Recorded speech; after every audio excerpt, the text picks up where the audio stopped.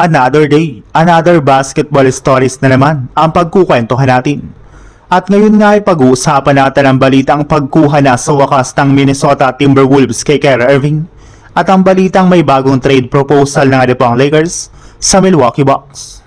Dahil nga po sa patuloy na pagkabigo ng Minnesota Timberwolves na makapasok sa NBA Finals, ay mas nagiging desperado na nga po ang kanilang front office para mapalakas ang kanilang lineup sa darating na off-season. Willing na rin naman nga po sila ditong isakripisyo ang kahit sino man sa kanilang mga players maliban kay Anthony Edwards para lamang mas maging competitive na sila sa kanilang kampanya sa susunod na taon. At isa nga po sa mga pinakamalaking pangalan na binabantayan ngayon ng Wolves ay si Kyrie Irving mula sa Dallas Mavericks na pinaniniwalaan na may trade na sa mga susunod na buwan. At dahil nga po dyan ay may mga nagsilabasan na rin naman nga pong trade proposal ngayon sa social media paano makukuha ng Wolves Irving mula sa Dallas Mavericks. At isa nga po dyan ay ang paggamit nila kay Naz Reid bilang main piece sa kanilang trade package na ipang-offer sa Dallas. Posible pa nga na po itong dagdagan ng Wolves ng ilan sa kanilang mga batang players at draft pick depende sa kanilang magiging negosasyon para lamang matuloy ang ganitong klaseng trade.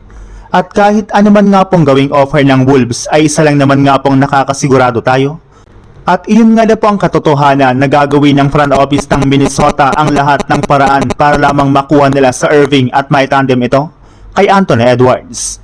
Sa ibang balita naman, hindi pa rin naman nga po natatapos hanggang ngayon ang trade ni Giannis Antetokounmpo sa Lakers since gusto nga na po talaga ng kanilang bagong team owner na si Mark Walter na makuha ito mula sa Milwaukee Bucks. Naniniwala nga po ito na kapag nakuha nila si Giannis at naitandem nila ito kay Luka Doncic, ay mas gaganda nga po ang future ng kanilang team once na umalis na si LeBron sa kanilang lineup. Alam nga po niya na wala na nga po silang kasiguraduhan kung babalik pa sa Lakers si LeBron, kaya mas gusto nga po nilang kunin ngayon si Giannis. May inilabas pa nga pong balita ngayong araw na mayroon pa nga pong bagong trade proposal ngayon para may sakatuparan ito sa mga susunod na linggo at buwan. Bali dito nga po ay may offer ng Lakers sa Bucks ang kanilang mga player na sina Austin Reeves via sign and trade, Jared Vanderbilt, Jake LaRavia, Dalton Knecht, Nick Smith Jr., 2031 first round pick, at ang kanilang 2032 protected pick swap.